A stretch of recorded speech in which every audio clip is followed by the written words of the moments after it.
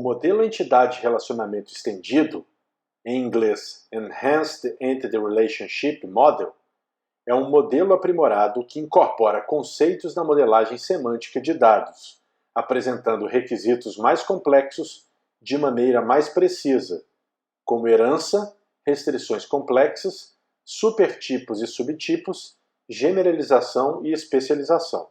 Uma entidade pode, por exemplo, possuir subtipos importantes que precisam ser representados explicitamente. Na descrição de um mini-mundo, por hipótese, um professor pode apresentar diferentes características de acordo com sua titulação, como doutor, mestre ou bacharel, ou com a forma como é remunerado, como mensalmente ou por hora. Subtipos ou subclasses são subagrupamentos de uma entidade denominada supertipo, ou superclasse, e o relacionamento entre um sub e um supertipo é denominado supertipo-subtipo, superclasse-subclasse ou simplesmente classe-subclasse. Por exemplo, as entidades doutor, mestre, bacharel, mensalista e horista podem ser especificadas como subclasses da classe professor. Na figura apresentada, observamos um diagrama entidade-relacionamento estendido, em que as entidades doutor, mestre, bacharel e coordenador são representadas como subclasses da classe professor. A herança de tipo ocorre quando a entidade de uma subclasse herda todos os atributos e relacionamentos da classe, preservando seus atributos específicos. No exemplo da figura anterior, a entidade doutor herda os atributos de professor, bem como o relacionamento com a subclasse coordenador, preservando seu atributo tese. Na especialização, definimos um conjunto de subclasses de uma entidade com base em características específicas. Por exemplo, definimos o conjunto de subclasses doutor, mestre e bacharel de uma entidade professor com base na titulação pelo fato dessas subclasses apresentarem atributos específicos. Ou ainda definimos o conjunto de subclasses mensalista e horista de professor com base na forma de remuneração. Na figura apresentada, observamos que partimos da classe professor e definimos um conjunto de subclasses doutor, mestre e bacharel, com base na titulação, cada um apresentando atributos específicos, em vermelho, que as diferenciam das demais. Na definição da especialização por condição, as entidades consideradas subclasses são definidas a partir de uma condição aplicada a um atributo. Na figura apresentada, a especialização das subclasses doutor, mestre e bacharel é definida a partir de uma condição aplicada ao atributo titulação de professor. Na generalização, definimos uma entidade geral com base na identificação de características comuns em entidades específicas. Por exemplo, partimos das entidades específicas carro e caminhão apresentadas na figura e identificamos a existência de diversos atributos comuns, como placa, chassi e preço. Dessa forma, podemos definir uma entidade geral veículo, que será a superclasse para as subclasses carro e caminhão, possuindo os atributos comuns placa, chassi e preço. Os atributos específicos se mantêm nas subclasses de origem. No modelo entidade-relacionamento estendido, podemos especificar restrições que limitam a forma como entidades se relacionam com suas subclasses.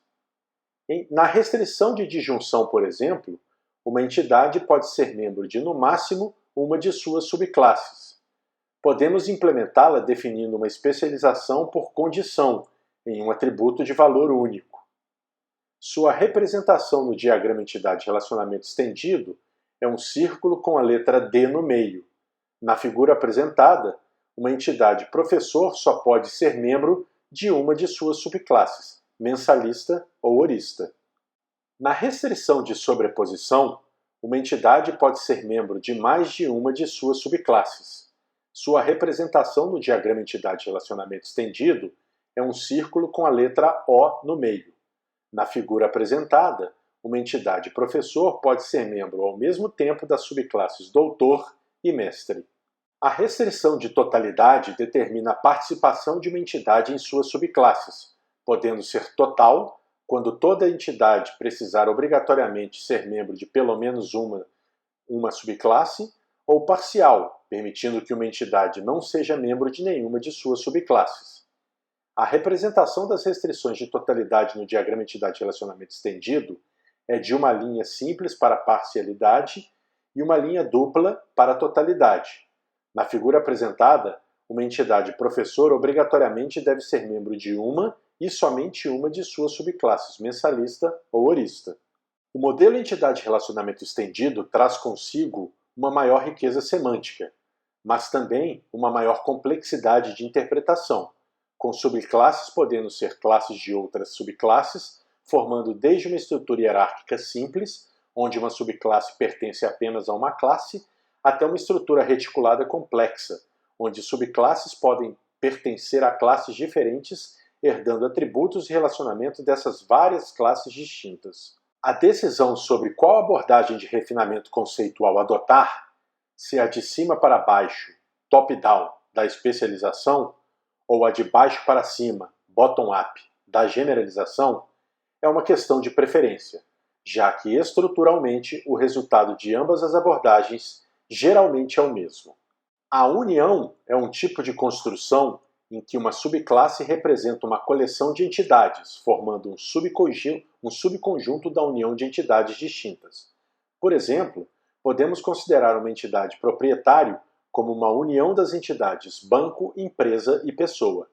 Dessa forma, proprietário herda todos os atributos e relacionamentos dessas entidades. Em um diagrama entidade-relacionamento estendido, a união é representada por um círculo com uma letra U no meio. Na figura apresentada, proprietário é uma subclasse de união das classes banco, empresa e pessoa. Projetos conceituais de bancos de dados passam por refinamento iterativo, até que o resultado considerado adequado seja alcançado. E para guiar esse processo de refinamento, existem diretrizes muito úteis. Em primeiro lugar, devemos evitar complexidade desnecessária, representando apenas subclasses estritamente necessárias à representação fidedigna do minimundo. Sendo assim, subclasses com poucos atributos são fortes candidatas a serem mescladas com suas classes. Além disso, a união deve ser evitada, a menos que haja forte razão que justifique sua construção. Em segundo lugar, devemos especificar as restrições de acordo com as regras do minimundo, sem inferir restrições que podem não serem adequadas, mesmo que façam sentido. Se na especificação do minimundo a restrição não está explícita, deve-se adotar o padrão menos restritivo.